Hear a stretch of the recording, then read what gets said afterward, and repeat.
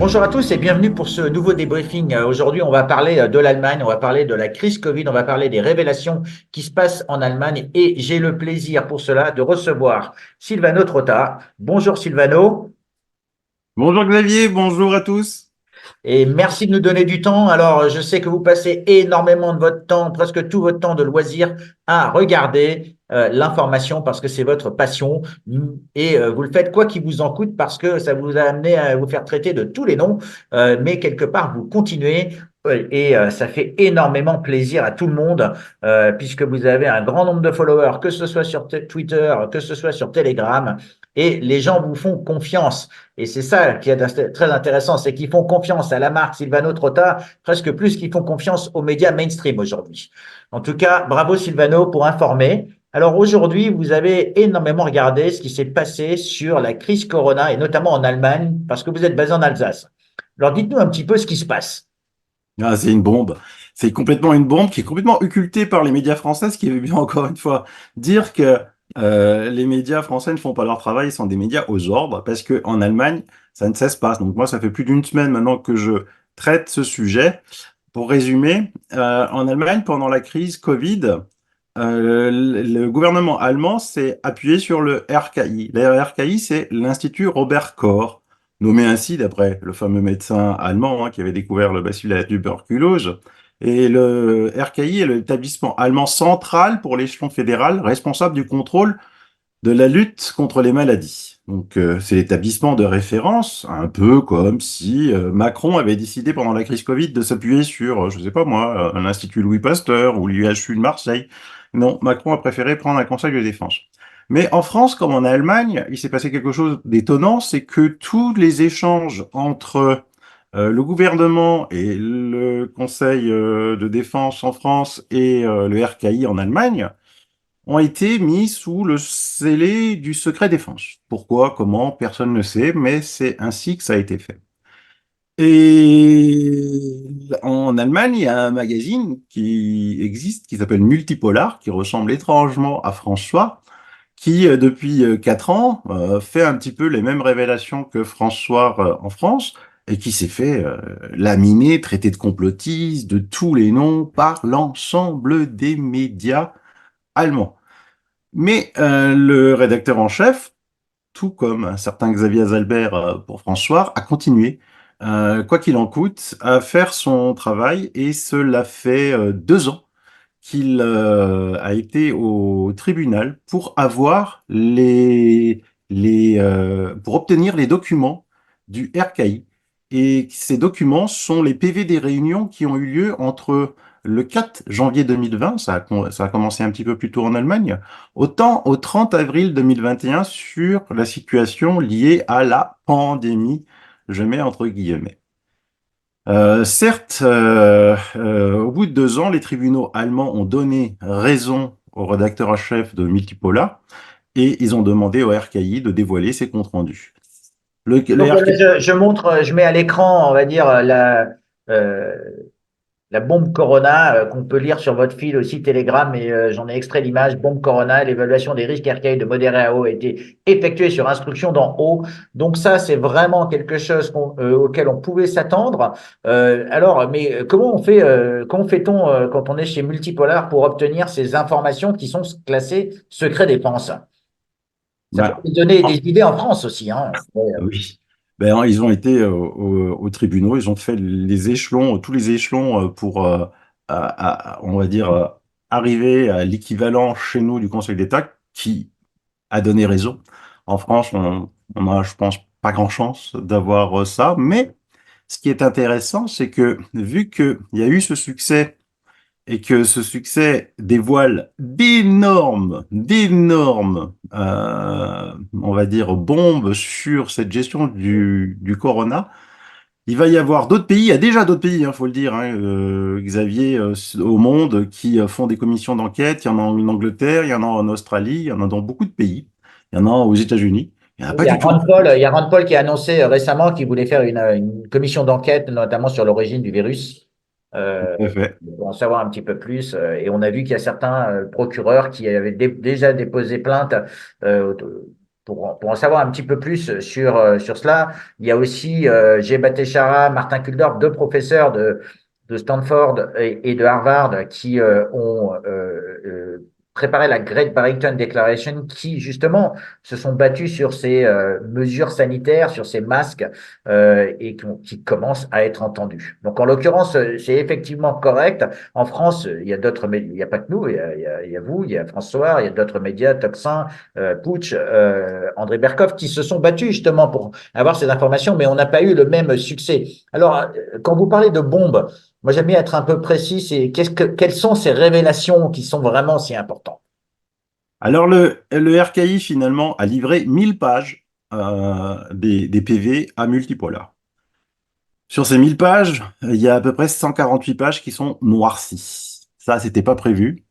Mais néanmoins, sur le nombre de pages restantes qui ont toutes été diffusées et qui sont aux mains de nombreux groupes d'avocats en Allemagne, on découvre quoi? On découvre qu'au début, le RKI a voulu traiter le Covid comme une simple grippe. Ils ont dit, il n'y a pas d'alerte à avoir, c'est une grippe, il faut traiter.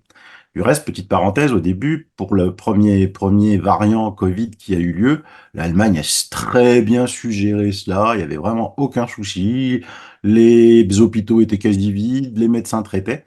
Il faut rappeler que le Covid est arrivé en France en novembre 2019, hein. Je faisais suffisamment d'émissions pour avoir énormément de médecins qui sont venus témoigner qu'ils avaient à traiter quelque chose qu'ils appelaient non pas Covid parce qu'ils connaissaient pas le nom, mais pneumonie atypique. Ils l'appelaient comme ça et qu'ils le traitaient avec une bithérapie d'antibiotiques et qu'il n'y avait aucun mort.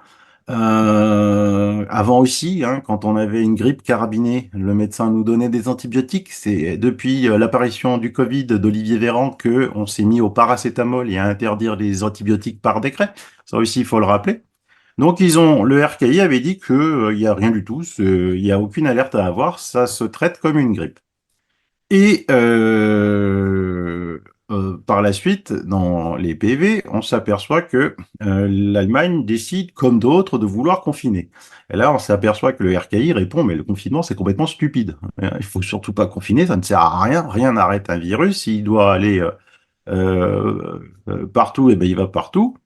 Et dans ces premiers documents, on s'aperçoit aussi que quand l'Allemagne a voulu masquer, pour faire porter des masques, surtout qu'en Allemagne, c'était très violent, hein, c'était même pas comme en France, mais en France, on n'avait pas les moyens.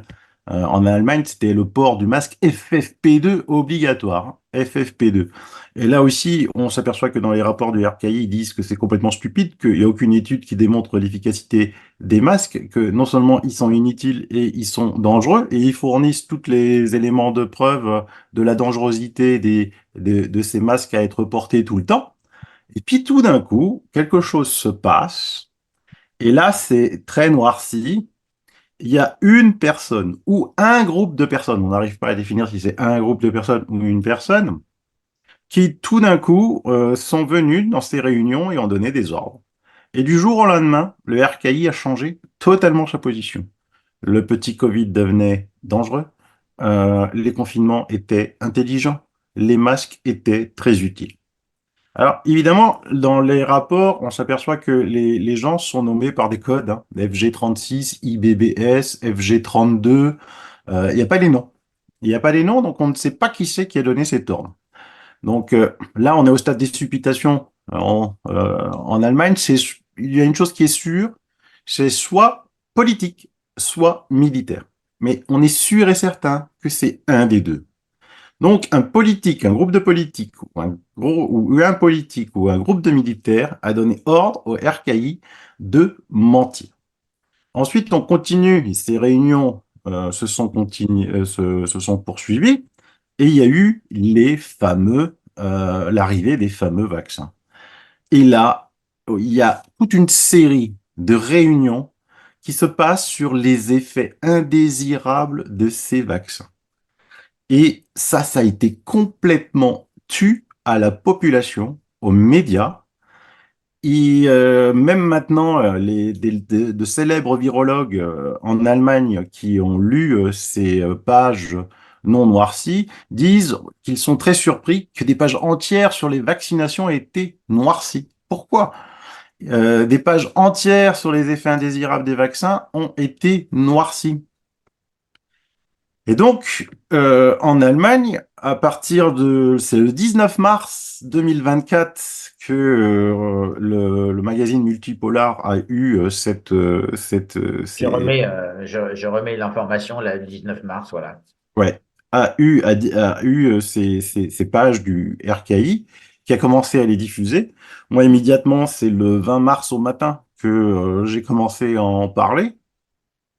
Et le premier média mainstream qui a repris le sujet a été ZDF, la première chaîne publique allemande, 3 jours plus tard, le 23 mars, mais vers 22 heures. Et hélas, toute l'actualité à ce moment-là était centrée sur l'attentat de Moscou et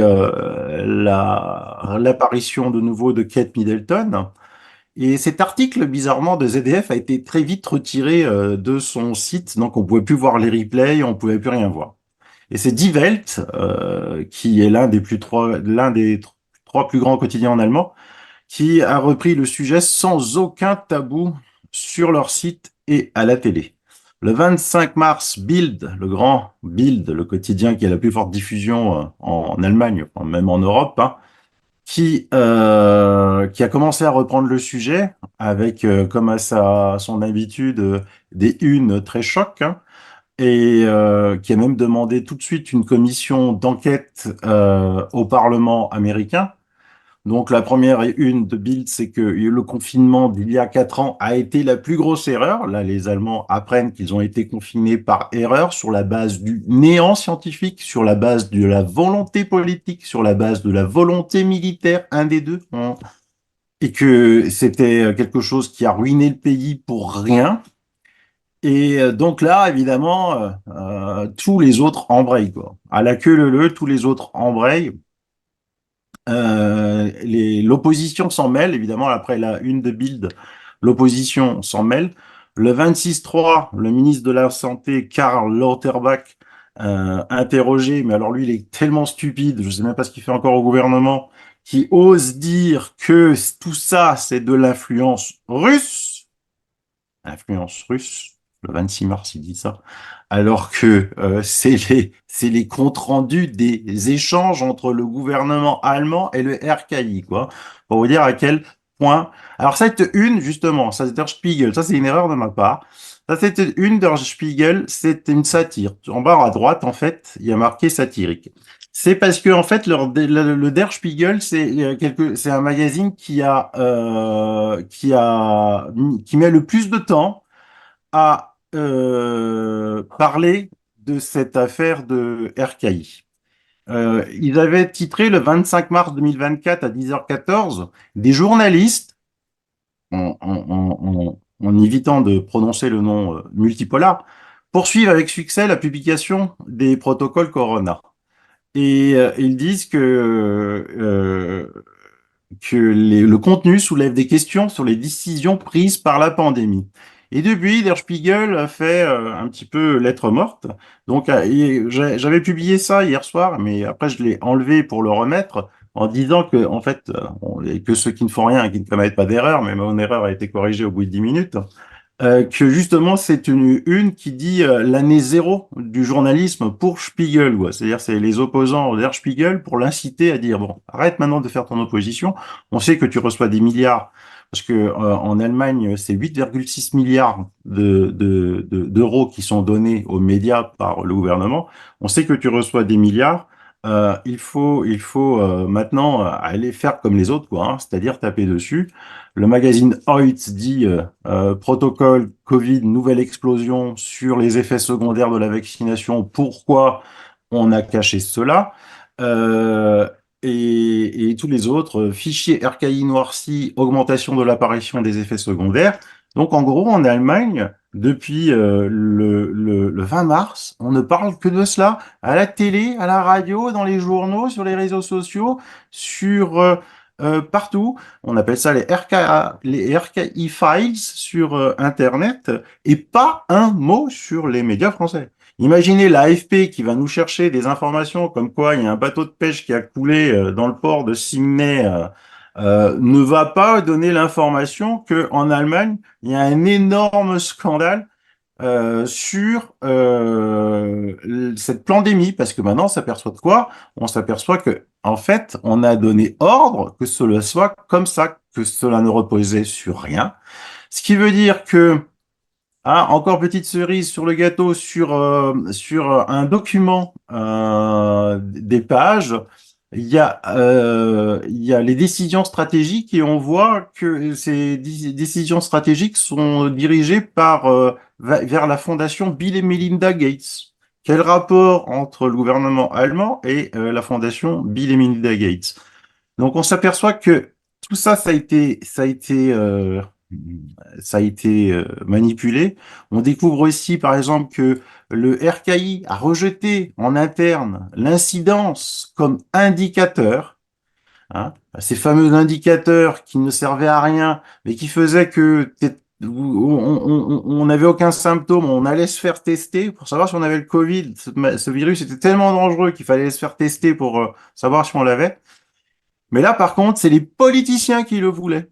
Spahn et Braun. Spahn étant l'ancien ministre de la Santé allemand avant le fou Lauterbach. La fourniture d'indicateurs est largement rejetée d'un point de vue technique, mais ceux-ci sont fortement exigés du côté politique. Évidemment, il est très difficile d'entretenir une pandémie qui n'existe pas sans les chiffres alarmants débités tous les soirs par tous les médias aux ordres. Et Donc donc, tout ça, Sylvano, donc il y a vraiment, c'est en train d'être révélé, comme vous le dites, avec ces histoires de bombes. Alors, il y a quand même des journalistes. Donc, on a vu Der Spiegel était peut-être le dernier un des bastions qui est très puissant en Allemagne. Mais il y a quand même Berliner Zeitung qui a fait quelque chose d'assez incroyable, c'est qu'il s'est même posé des questions sur leur propre rôle. Donc, les Allemands, quand ils commencent, ils vont aussi chercher les conclusions, les conséquences. Qu'est-ce que vous pouvez nous dire là-dessus? ah ben tout à fait, le Berliner Zeitung, qui est donc le plus grand journal de Berlin et aussi un des 7 plus grands journaux en Allemagne, ben lui, ben, les protocoles du RKI devraient avoir des conséquences en premier lieu pour le journalisme. Parce que ils ont dit oui, ils ont triché, oui, ils ont manipulé, oui, ils nous ont menti. Mais c'est un petit magazine de rien du tout multipolar que l'on a traité de complotiste pendant 4 ans, qui maintenant, en fait, découvre la vérité. Et en fait, on s'est trompé. C'était pas lui le complotiste, c'était nous les idiots. Il faut qu'on se remette en cause en premier.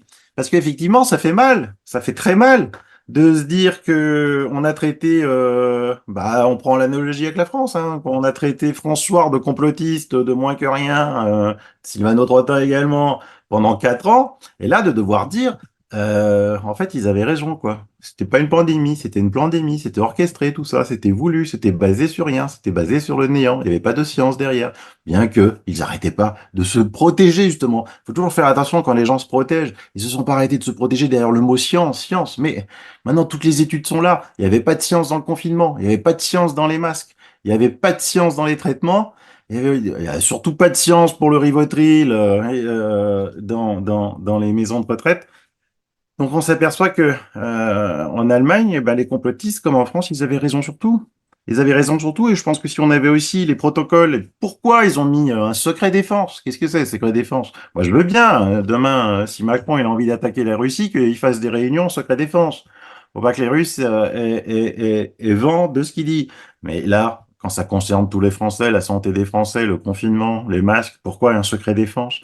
Rendez-nous public vos tergiversations qui ont permis d'imposer, de ruiner la France, ruiner 400 milliards, hein, coûte que coûte, le fameux coûte que coûte, le fameux nous sommes 6 fois en guerre, dit par Macron, pour confiner contre un petit virus, c'était voulu. Donc tout ça, c'était voulu. Donc là maintenant, il va falloir qu'ils nous expliquent. Donc il faudra aussi à un moment que les députés, là, fassent un petit peu leur boulot. J'espère que les députés de la CDU qui ont embrayé pour avoir maintenant une commission d'enquête. L'affaire n'est pas finie parce que Multipolar a porté de nouveau l'affaire au tribunal parce qu'il n'est pas d'accord qu'il y ait 148 pages noircies. On les veut. La date était déjà fixée le 6 mai. Figurez-vous que les avocats, le RKI dit ah la date du 6 mai ne nous va pas. Bah, pourquoi? Parce que nos avocats ne sont pas disponibles. Attends. On est mars, les avocats seraient pas disponibles le 6 mai sur un Un truc jour aussi férié en important. Allemagne le 6 mai, non? Pardon? C'est un jour férié en Allemagne le 6 mai? Ben, je ne sais pas. Je ne me suis pas posé la question. Non, non, mais bon, c'est un peu une Ah, c'était une boutade. férié pour Non. les avocats. Non, bon, donc en fin de compte, cette affaire est en cours. Ils vont essayer d'obtenir les autres pages qui sont noircies. En France, nous avons toujours la commission secret défense pour les citoyens, les lecteurs, les auditeurs qui nous écoutent, pour les députés et les sénateurs qui nous écoutent. Eh bien, écoutez, peut-être prenez attache avec vos collègues allemands pour voir comment ils ont fait. Comment ils ont travaillé et surtout quelles vont être les commissions d'enquête. Je rappelle que avec bon sens, on a fait une demande de commission d'enquête sur une demande de pétition pour une commission d'enquête sur le site du Sénat où on demandait la transparence sur comment l'argent était dépensé. Parce que bien sûr, ici, c'est très bien de dire tout cela, mais ça a coûté 1000 milliards à l'économie française depuis 2017, même depuis 2020, je crois. Et donc, c'est énormément d'argent. Alors, je vais juste partager quand même quelques petites analyses que l'on avait faites, on va dire, les médias, puisqu'on va appeler multipolar un média et après on fera la conclusion. Euh, en août 2020, on avait utilisé les chiffres qui avaient été faits en Allemagne et on avait dit, ah ben tiens, si on avait utilisé la même stratégie qui a été utilisée au début, où on a traité, et en fait, on est allé chercher à l'époque les doses, donc ça c'était la fiche sanitaire, les doses d'hydroxychloroquine, les doses d'azithromycine, et en fait on avait recalculé le nombre de décès, et voilà la courbe des décès en France, et voilà si on avait utilisé la même méthode qu'en Allemagne, on aurait eu 50 000 décès plutôt que 29 000 décès, donc c'est-à-dire 25 000 décès. On rappelle que le professeur Perron avait dans son livre, dans un de ses premiers ouvrages, dire qu'on avait probablement tué ou laissé mourir en ne les soignant pas 25 000 personnes. Et donc cet article lui donnait raison. Donc ça, c'est un des premiers articles qui a été fait en août 2020. Donc quand même, c'est pas pour dire que les gens qui se penchaient sur les chiffres, ils étaient disponibles et on pouvait faire l'analyse. Un autre article qui est très intéressant à regarder, c'est un article qui a été fait par, encore publié dans François, sur le match France-Allemagne. Alors, on n'est pas à la Coupe du Monde en 2021, mais on sait que le couple franco-allemand est important et regardez un petit peu les courbes des décès. Et voilà, en fin de compte, la manière dont Patrice avait fait cette analyse. Donc, un ingénieur analyste qui a fait ça et il avait comparé les décès et il avait comparé les décès en France et en Allemagne en disant, mais bien sûr que on était largement au-dessus par rapport à l'Allemagne. Donc, c'est un article complet, mois par mois, qui a été publié. Et ça, c'était en 2021. Donc, tout cela, c'est pour dire que ces analyses, elles avaient été faites. Alors, bien sûr, on les a invisibilisées. On les a invisibilisées parce qu'elles ne servaient pas, bien sûr, le narratif officiel. On a traité en juin 2020, François n'est plus un média. On a essayé de nous enlever notre agrément. On a essayé de nous traiter de tous les noms. Et petit à petit, cette information ressurgit. Alors, elle est là, cette information. Elle est là, elle existe. Sylvain Trotta a fait énormément de travail là-dedans. Il est allé chercher l'information de partout dans le monde. Et malheureusement, comme on dit, c'est difficile d'avoir raison, même trop tard. C'est difficile parce que c'est une lourde responsabilité pour certains à porter et pour certains d'autres de s'être trompés. Donc, à un moment ou à un autre, il faut réconcilier les deux éléments. C'est ce que font les médias. Le Berliner Zeitung en disant ben, il faut que les journalistes se posent la question. Parce qu'on rappelle, le devoir des journalistes, c'est bien sûr de ne pas être d'accord avec le politique, avec le gouvernement, c'est censé être le quatrième pouvoir, et c'est de dire la vérité quoi qu'il leur en coûte, c'est-à-dire aussi de faire du travail, et de ne pas confondre journalisme et propagande. Il se trouve que j'ai dernièrement interviewé un observateur international en Ukraine qui était sur le site et qui m'a dit exactement la même chose, c'est-à-dire que le narratif qui était servi par les gouvernements sur la base des rapports qu'ils faisaient était différent de ce qu'ils voyaient dans le réel. Donc, Sylvano, quand on voit le réel, c'est ce qui est en train de se passer en Allemagne. C'est-à-dire qu'aujourd'hui, il y a tous ces documents qui apparaissent. Quand est-ce qu'on va avoir ces informations réelles en France? C'est la question fondamentale. En France, on entend souvent les politiques dire que oh oui, la justice est indépendante du politique. Non, la justice n'est pas indépendante du politique en France. On a hélas une entité qui s'appelle Conseil d'État qui est une entité gouvernementale. Faut plus l'appeler justice. Je suis désolé, c'est comme ça, c'est des faits. Quand on voit les rapports qui rendent, des fois on se demande sur quelle base légale ils se basent. Il n'y a plus rien. Vous pouvez discuter avec n'importe quel avocat qui travaille contre des décisions du Conseil d'État. Ils sont désespérés, quoi. Il y a plus rien à faire. Donc en France, maintenant, le seul argument, c'est que, attention les médias, attention les députés, les sénateurs, un rejet massif va sur vous. En Allemagne, la chute des ventes des médias classiques est assez sur une pente. On va dire, ça continue de chuter, ça continue de chuter, ça continue de chuter. À un moment, les aides publiques et la publicité ne suffiront plus. On commence à avoir beaucoup de grandes sociétés de médias qui ont des difficultés financières, qui vendent ou qui licencient. Donc faites attention, c'est la disparition de votre métier. Faites votre métier de journaliste comme François l'a fait, parce que tout ce que François, rien que le peu que François vient de montrer là à l'antenne, vous n'avez même pas fait un quart en 4 ans.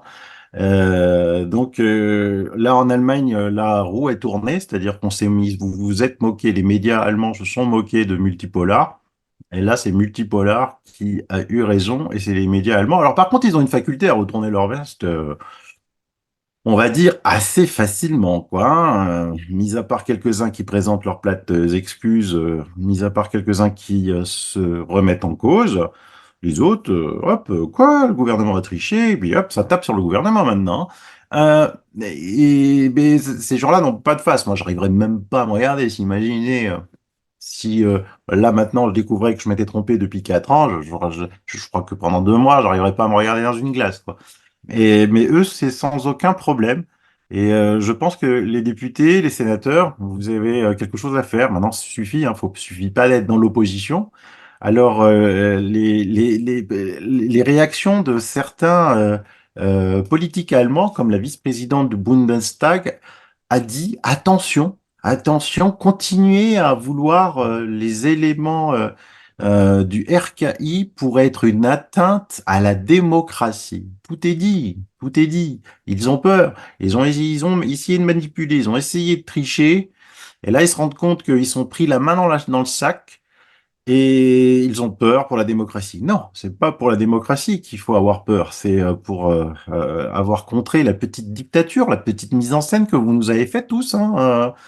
Ça veut dire que comme tous les pays ont agi de la même façon, tous les pays qui ont vacciné, ça veut dire qu'il y a quelqu'un au-dessus. Donc là maintenant, une fois qu'on aura qui a donné les ordres, je suis sûr qu'en Allemagne, on saura qui a donné les ordres et que, parce que maintenant tous les médias veulent savoir, ça a été trop loin, tous les Allemands sont au courant maintenant, c'est fini, quoi, Ce qu'on est hein. en train de dire, c'est que pour les médias, pour se racheter quelque part, eh bien, il faut aller chercher la cause de tout ça. C'est ça. C'est ça. Donc on saura qui est le responsable de tout ça. Et à partir du moment qu'on a ce responsable, qu'il soit militaire ou politique, on va le rattacher à d'autres, ça c'est sûr et certain, et on va aller chercher dans d'autres pays, et je pense qu'on arrivera à la France, sans doute en dernier, parce que c'est là Donc où il y a le... la digue a cédé en Allemagne et donc il y a une forme de retournement qui est en cours avec les médias qui maintenant s'opposent à ce narratif et donc ils sont en train de reprendre conscience qu'il y avait qu'on leur a menti, on les a menés en bateau, donc les responsabilités sont en train d'être cherchées. On rappelle qu'il y a quand même une décision aux États-Unis sur la Federal Drug Administration qui a fait un accord transactionnel avec le FLCCC de manière à retirer toutes les publicités qui vilipendaient l'ivermectine et qui traitaient, on va dire, les gens qui sont donc un antiparasitaire et qui les traitait de chevaux ou d'animaux en essayant justement de dénigrer, on peut appeler ça, et que plutôt que d'avoir un procès, eh bien, ils ont préféré faire un accord transactionnel, ce qui est quelque part intéressant parce que à chercher les responsables, mais parfois on en oublie que le soin est quand même et le bon soin de nos patients est important. Il y avait fin du mois de janvier le professeur Perron qui avait été invité par le sénateur Ron Johnson aux États-Unis dans l'International Crisis Summit où il y avait des gens du monde entier qui parlaient justement de ces éléments-là. Donc ça bouge énormément. Et la France, bien sûr, arrive en bon dernier. Alors, il y a quand même quelques initiatives qui ont été faites par l'association Bon Sens. On est tous les deux administrateurs, on le rappelle, mais c'est pas juste pour parler de tout ça. Il y a d'autres associations qui ont œuvré. Alors pourquoi, d'après vous, Sylvano, c'est la France qui est toujours en dernier? La France est toujours en dernier, c'est parce qu'en fait, il y a que en France qu'il y a cette structure Sciences Po, ENA, et ils sont tous les mêmes, quoi. C'est à partir de ces écoles qui disent, ah, toi, tu vas faire quoi? Bah, moi, je vais au Parti socialiste, et toi, oh, bah, moi, je crois que je vais aller aux Républicains. Et donc, c'est en fait, c'est tous les mêmes. C'est une opposition de pacotille. Et surtout, la justice, elle est complètement aux mains du pouvoir politique, quoi. Le Conseil d'État, c'est pas quelque chose d'indépendant. Ça n'existe pas. Il y a pas, c'est pas comme aux États-Unis, il y a la Cour suprême. C'est pas comme en Allemagne, il y a le tribunal de Karlsruhe, où c'est complètement indépendant du pouvoir politique. En Italie aussi, c'est complètement indépendant du pouvoir politique. En France, c'est complètement mêlé. Et puis, on voit les nominations. Quand tu vois le Conseil constitutionnel, c'est nommé par le politique, et ainsi de suite, et ainsi de suite. Donc, Donc et il y a des portes tournantes, on va dire. Et il y a des portes. évidemment, Alors évidemment. bon, écoutez, messieurs les journalistes, faites votre travail comme vous peuvent vous inciter vos collègues allemands. À un moment ou à un autre, servir le narratif officiel ne correspond pas au devoir de la charte de Munich, qui est de ne pas confondre journalisme et propagande. On rappelle quand même qu'il y avait Cécile Pigalle, une directrice de la rédaction de BFM, qui avait dit que lors du confinement, on ne pouvait pas aller trop loin du gouvernement parce que sinon, ça pouvait inciter à la peur ou c'était des propos de cet acabit. Je mettrai exactement les propos en lien dans l'article. Mais ça démontre bien cette forme de connivence entre le pouvoir et le journalisme. On rappelle quand même que certains comiques ont toujours dit que les politiques avaient beaucoup de respect pour les journalistes et les journalistes beaucoup de respect pour les politiques. Donc on voit bien qu'il y a cet entre-soi aussi entre ces deux professions, alors que la presse se prévaut d'être le quatrième pouvoir. Il est temps de servir l'intérêt des Français. Les politiques devraient servir l'intérêt des Français. Les journalistes devraient servir l'intérêt des Français plutôt que de servir leur intérêt propre. Et comme ça, tout rentrera dans l'ordre. On peut aussi parler de ce qui s'est passé en Afrique, où il y a eu, comme je crois le professeur Raoult l'a dit, des gens qui ont rigolé quand ils ont entendu que l'hydroxychloroquine était traité de produits toxiques, eux qui l'utilisent depuis des années et des années. Donc, on a aussi perdu non seulement des points en termes de démocratie, en termes de journalisme, mais aussi en termes de science, parce que quelque part, les gens se sont dit, mais les Français, ils sont devenus fous de penser comme ça, alors qu'on était excessivement respectés. Donc, les conséquences de cette pandémie et de tout ce narratif erroné a des conséquences énormes illustrées par le vice-président du Bundestag qui dit qu'ils ont peur pour la démocratie. Et comme vous dites, Sylvano, le point final, c'est qu'ils ont peur pour eux et ils instrumentalisent une dernière fois la démocratie de manière à faire tout ça. Une bonne leçon pour tout le monde, une bonne leçon à apprendre à nos enfants, une bonne leçon pour s'éduquer. Sylvano, merci beaucoup d'avoir fait cette interview, d'avoir fait ce travail. Si jamais vous avez d'autres choses à nous faire parvenir, on les prendra. J'ai essayé moi-même de rentrer en contact avec le directeur de la rédaction de Multipolar pour justement comprendre comment ils avaient fait, parce que ça m'intéresse de le faire aussi pour François, même avec d'autres médias. Hein. Je ne désire pas forcément le faire tout seul. Je rappelle que chez François, on a essayé aussi d'aller chercher les contrats des vaccins au niveau de Ursula von der Leyen. On a fait un travail aussi sur la corruption qu'il y avait dans les instances européennes. Notamment avec la plainte contre Ursula von der Leyen qui a été portée à l'origine par Frédéric Baldan et sur lesquels se sont joints non seulement le parti politique de Florian Philippot, les Patriotes, un parti belge, Vivons Ostebelk, et surtout deux pays, la Pologne et la Hongrie, avec un troisième qui est en cours. Ces informations-là non plus, on n'en parle pas dans les médias mainstream, et c'est quelque chose qu'on va devoir à un moment ou à un autre adresser. Pourquoi Marianne? Pourquoi Le Monde?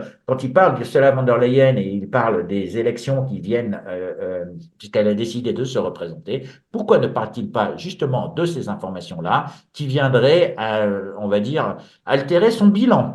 Euh, donc, bien sûr, on parle du titre honoris causa qu'elle a eu à Toulouse, titre de docteur honoris causa qu'elle a à l'Université de Toulouse.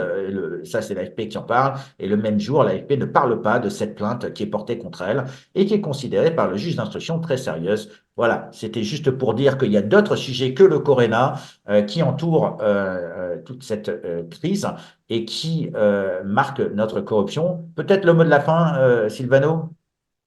Bon, le mot de la fin, c'est que ça se propage en Autriche, hein, c'est déjà bien, parce que ils sont voisins, donc l'OTS autrichienne, alors je pensais que c'était l'AFP, mais quelqu'un m'a dit non, c'est pas l'AFP autrichienne, mais n'empêche, c'est quand même...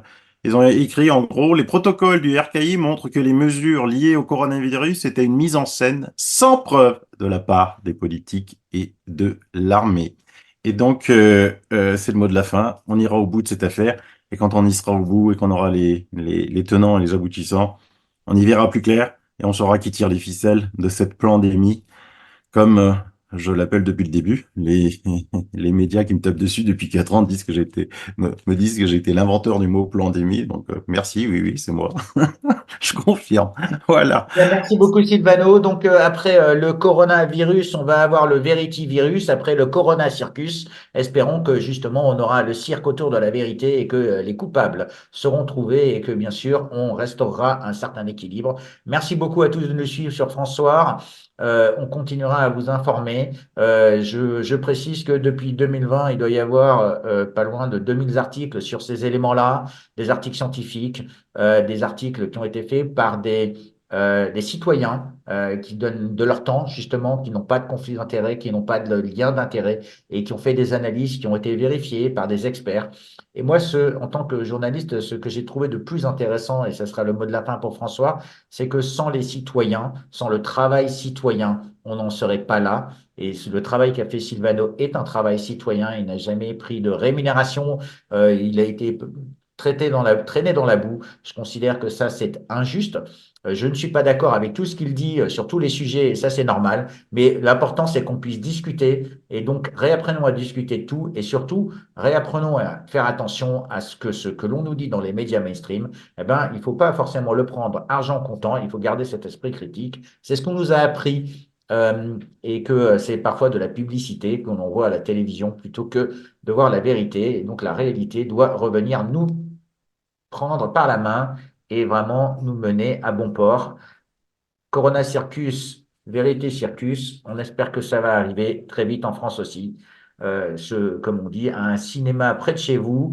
Peut-être que ça sera le dernier film. Et pour la dernière mention, il y a un film qui s'appelle Épidémie de fraude, qui a été fait par John Davidson, qui est à mentionner. Si vous ne l'avez pas vu, je vous invite à le voir, parce qu'il illustrera ce qui s'est passé aux États-Unis. Et c'était peut-être un oubli de ma part, mais au moins on l'a mentionné. À très bientôt sur François. Merci Sylvano et excellent week-end en Alsace. Je sais qu'il a déjà commencé. Eh oui, c'est un jour férié. Bonne journée. À bientôt.